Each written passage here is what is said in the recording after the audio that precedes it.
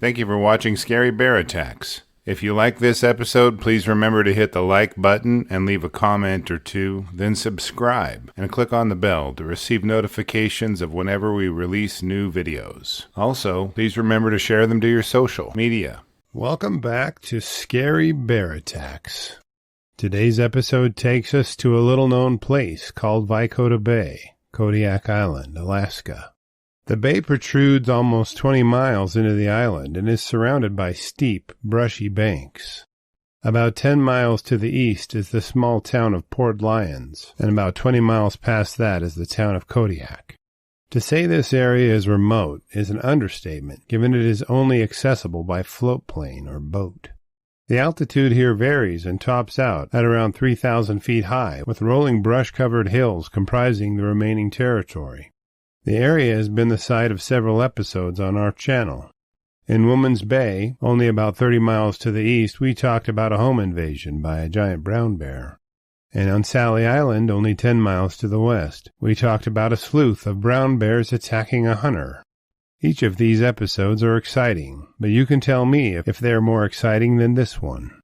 People have been meddling with animals on Kodiak for some time now. They introduced Sitka deer, Roosevelt elk, mountain goats, and a handful of smaller animals, which have all thrived and sustained their populations here. People also introduced animals here that didn't thrive.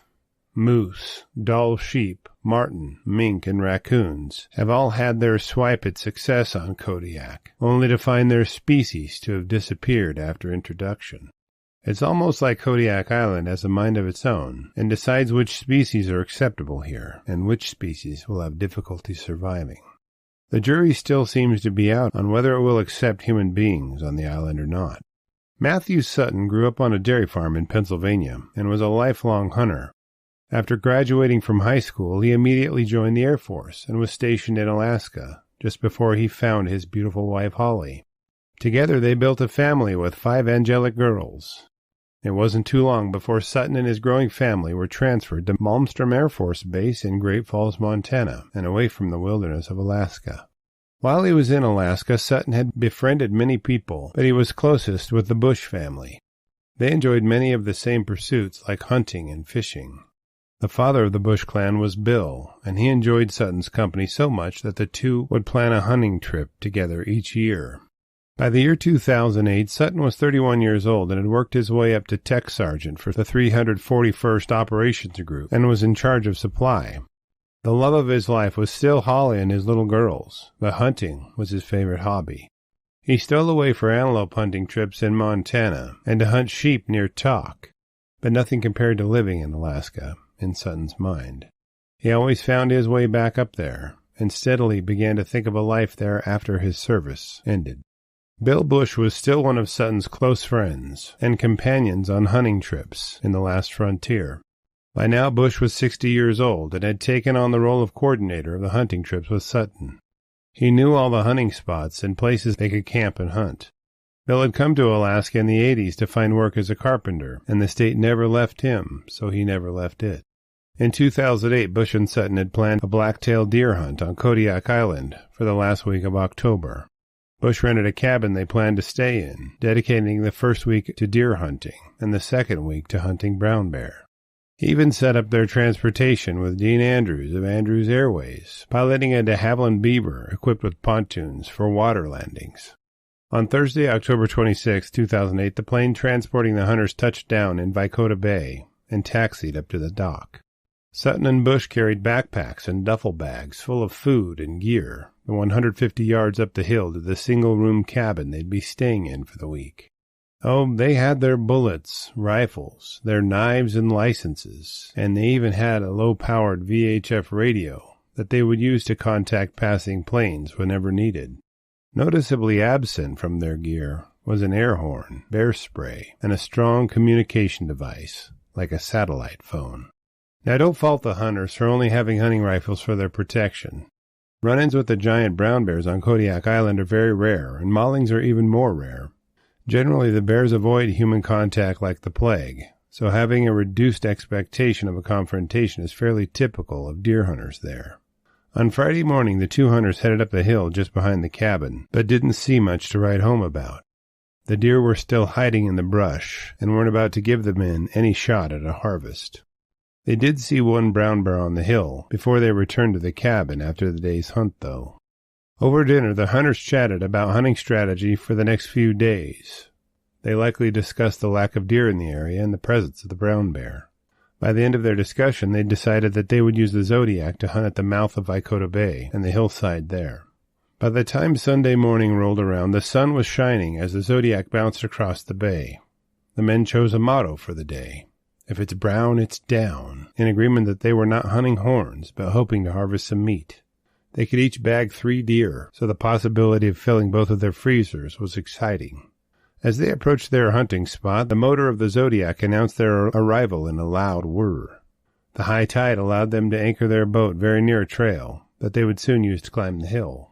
After grabbing their gear, it wasn't long before the hunters found themselves above the snow line at 1,800 feet. Before separating to sit over different meadows, the men confirmed the operation of their 2-way radios. Sutton found a comfortable vantage point and settled in for a few hours of relaxation while they watched for deer to emerge from the brush. Soon a doe popped out of the bushes and Sutton's hunting rifle brought her down in a clean harvest. The easy part being done and the hard part just beginning, Sutton gutted the doe and began dragging her down the hill toward the beach. About 100 yards from the beach, Sutton met up with Bush for a brief conversation. The hunters parted company as Sutton dragged the deer straight down the hill, and Bush veered off toward his items he had left below. As Sutton dragged the deer carcass, he would walk down the hill a short distance, while examining the best path to drag the deer carcass. Then he would go grab it and drag it down, before repeating the process. It wasn't long until the 2 men were separated by a few hundred yards of thick brush. Sutton had just dragged the carcass downhill another 20 yards or so when an ear-splitting roar erupted from a small hillside near him. Sutton suddenly heard something moving toward him through the dense brush. Sutton had just dragged the carcass downhill another 20 yards or so when an ear-splitting roar erupted from a small hillside nearby him. Sutton suddenly heard something moving toward him through the dense brush. Whatever it was began picking up its speed as it approached him. Only about 30 yards from Sutton emerged a young brown bear at full gallop and closing in on him fast. In what Sutton estimates to be about 1 second, the bear had closed the distance between itself and the hunter. Sutton was hoping it was just an alarmed bear demonstrating its power with a bluff charge. By the time the bear emerged from the brush, he knew it wasn't bluffing. Its eyes were fixed on Sutton, and at only a few yards the bear leapt through the air with its paws outstretched and its mouth wide open. Just before the bear impacted him, Sutton turned away slightly. The bear slammed into him and drove him into the ground. An immense pressure on the back of his neck drove pain streaking through his body. He felt his feet leave the ground as the 250-pound juvenile brown bear lifted him completely off the ground by his neck as it stood to its full height. Sutton's mind was racing as he flailed his arms and legs as a reaction to the terror and the pain. The brown bear tossed its head back and forth, beating Sutton on the branches of plants nearby them. His body was contorted and bent in painful ways just before his survival training kicked in. Forcing himself to go limp and stop resisting the attack, Sutton was driven into the ground face first by the bear. He could feel the pressure of a massive bear paw in the middle of his back, pushing the air from his lungs, as the bear raked him repeatedly with its other paw. Only a few inches from Sutton's ears, he could hear the bear clicking its teeth together and woofing at him. Playing dead had seemed to work, but the bear was standing over him, checking him for signs of life. Unsure if the bear was finished with him, Sutton remained still and managed to subdue his fear and overwhelming desire to run as fast as he could. Peering through his hands, Sutton could see the brush parting quickly in 2 more locations. First, a brown bear about the size of the one that had attacked him emerged from the brush, then a massive sow popped out only a few yards from him.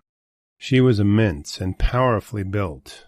She looked to be 9 feet long, and every muscle in her shoulders and forelegs rippled as she pounced on the deer carcass. Now surrounded by 3 huge brown bears, Sutton couldn't fight panic any longer. He rose to his feet and yelled and waved his arms, trying to drive the bears away from him. The second cub leapt the few yards between them, punching him to his back with its paw on his chest. He instinctively drew his fist back to punch the bear in the face, but the bear reacted with such speed that it bit through his left hand before he could strike it. As soon as the bear clamped its jaws onto Sutton's left hand, it jerked its head back in pain. The bear had chomped onto Sutton's wedding ring in the process of biting his hand, and the metal must have hurt its teeth. With only 2 feet separating Sutton's face and the bear's massive head, their eyes met. He knew this was it, and expected the bear to end his life with a crushing bite to his skull. Suddenly a moment of clarity and peace washed over Sutton. As he waited for a powerful bite to end his life, his mind flashed to his faith and his family. He knew he was going to be with the Lord, and this reality granted him peace in the moment. He prayed that God would take care of his wife and daughters. The bear rolled Sutton over and turned and sauntered back to the deer carcass and commenced eating with the others. Now understanding that he was next on the menu if he was still there when the bears were done eating, he had to try to get away. He pushed against the ground with his feet in a subtle attempt at trying to slide himself away from the bears. The second cub noticed his movement and pounced on him once again. It stood over him and huffed its hot, stinky breath into his face as it popped its jaws only inches away from the end of his nose. Now convinced that playing dead was his only option, Sutton relaxed once again and remained still. The second bear returned to the deer carcass, and Sutton listened from only yards away as the bears devoured it. After several minutes, the bears had eaten their fill from the carcass and began to scrape duff over the top of it. Laying still, he watched as Bush's voice broke through the scene. The bears heard Bush, and they braided their way back up the mountain, splitting the brush as they went. As soon as Sutton knew the bears were gone, he got back to his feet, quickly stumbled his way toward the beach and Bush's voice. Sutton yelled for him to bring a gun as he staggered. Bush turned back toward the boat, which was now firmly beached, as the tide had retreated several yards. The men met up on the beach, and Bush could see blood spattered over Sutton's tattered shirt, and pulled Sutton's arm over his shoulder to help him get into the Zodiac. Before he began pulling the Zodiac into the water, Bush looked over Sutton's wounds. At the base of his friend's skull, Bush could see a 6-inch flap of skin pulled back, exposing his neck bones. Bush could see shiny gray fascia showing through a rip in Sutton's thigh, and worried his guts would spill out of the 5-inch gash on his stomach. Huge bear-mouth-sized chunks of flesh were missing from Sutton's left shoulder, and enormous slashes were opened up on his legs, chest, arms, and hands. Pictures of Sutton's injuries would definitely not pass YouTube guidelines, so I've posted them on my Patreon account linked below this video. They're very graphic, so if you're easily disturbed by pictures of injuries, I would avoid looking at them. They do illustrate just how powerful and damaging any bear's claws and jaws can be in an impactful way. Bush knew he couldn't possibly let Sutton know how serious his injuries were, so he did the next best thing he could do given the circumstances. He lied to him. Bush told Sutton that it wasn't too bad, and that he only had a couple of deep gashes, and that he would be fine. Later, Bush admitted that Sutton's head was nearly halfway severed from his body, and he didn't understand how he was holding his own head upright. Upon getting the Zodiac back into the water, it took the men an hour to travel the short 3 miles across the bay to their cabin. The bay was tossing the boat about on 4-foot waves as an added challenge to an already challenging day. Sutton lay on the cold aluminum floor of the Zodiac and watched as the outline of the mountains got smaller and smaller as they made their progress toward the cabin, as he could feel shock slowly setting in. As soon as the Zodiac pulled up to the dock, the men set out in an unstated plan to finish the last leg of their return. Bush tied the boat off and helped Sutton out of it, and they walked the 150-yard trail toward the cabin. At one point, Sutton told Bush he was going to pass out, so Bush helped him the short distance remaining. It seemed as soon as the men entered the cabin, Sutton went into shock. He began shaking violently as Bush wrapped him in sleeping bags and extra covers to help him retain his body heat. Bush cleaned Sutton's wounds with hydrogen peroxide and used paper towels and electric tape to dress his wounds, changing them every 4 to 5 hours. Sutton's military training was very helpful in saving his life. He knew keeping his blood sugar up would help stave off shock, so he munched down an entire box of cookies. Bush mixed in some sugar in warm water and put it in a hydration pack to provide energy and raise Sutton's body temperature. Bush had no way to reach out for help apart from the underpowered VHF radio, which wasn't powerful enough to reach anyone outside of the bay. The plane wasn't scheduled to return until Wednesday, and it was late Sunday afternoon at the time. That would mean Sutton would be without advanced medical treatment for a few days, at least, and that was if the weather held out. Bush continually tried to keep Sutton's spirits up and encouraged him. Sutton was relegated to reclining on the bunk and worked on controlling his pain by limiting his movements and remaining calm. Bush told Sutton that pain is good because you know you're still alive. The next few days passed with Bush alternately swapping Sutton's bandages, calling out for help on the radio, and worrying about the growing fever that was developing, signaling that Sutton's wound had become infected. Left without rest due to pain and anxiety, Sutton woke Bush up a few times each night to ask what time it was, his intensity relaying his desire for the situation to change. Each time the sun went down, the possibility of the arrival of a plane was dashed, and the hunters knew they would have to wait for another long dark night before any help could arrive. On Tuesday, Bush momentarily left the cabin to check on the Zodiac when he heard the faraway hum of a rotary engine. Running back into the cabin, he pulled the VHF microphone to his mouth and called out, "Mayday, Mayday, rolling point Veikoda Bay, Mayday." The plane was a different one that brought the hunters to the bay, and was piloted by a different pilot. He barely picked up on the faint Mayday cry, and turned his plane into a direct approach for a landing near the cabin. The pilot followed Bush up to the cabin, but the two men couldn't move Sutton without causing incapacitating pain to him. The pilot radioed back to the airline headquarters and requested a Coast Guard HH-60 Jayhawk helicopter to respond to retrieve Sutton. Sutton was loaded aboard the craft, and medical attention began before liftoff. At Providence Kodiak Island Medical Center, a Coast Guard commander was waiting to meet Sutton and immediately requested the name of his commander at Malmstrom. Sutton knew that this would put a series of actions in motion and wanted to reach out to his wife before anyone from the Air Force broke the news to her. After contacting Holly and relaying the details of his predicament, Sutton endured having his wounds cleaned and was immediately transported to Providence, Alaska Medical Center in Anchorage to receive more advanced medical attention. In 2 separate operations, Sutton's wounds were closed with more than 140 staples. As Sutton recovered, doctors informed him that if he'd stayed one more day at the cabin, his massive infection would have gone septic, eliminating any realistic medical treatment to stop it. One of Sutton's doctors was a retired Air Force colonel who stated that his wounds were comparable to the injuries soldiers received in Iraq and Afghanistan. Sutton stated that God had his hand on him and kept him from the worst-case scenario occurring. Following the surgeries, Sutton spent many months in physical rehabilitation, but his injuries would not keep him from passing his flight physical and returning to active duty. Following his attack, Sutton stated the portion of his neck that was ripped loose aches and sometimes feels like dozens of pins are being pressed into it. He says he doesn't hate bears and has no fear of death. Admitting he does get a little nervous when he's in the woods now, he still hunts and fishes as much as he can. Gratitude is the hallmark of his life now. Gratitude for his wife, his kids, gratitude to God, and for Bill Bush.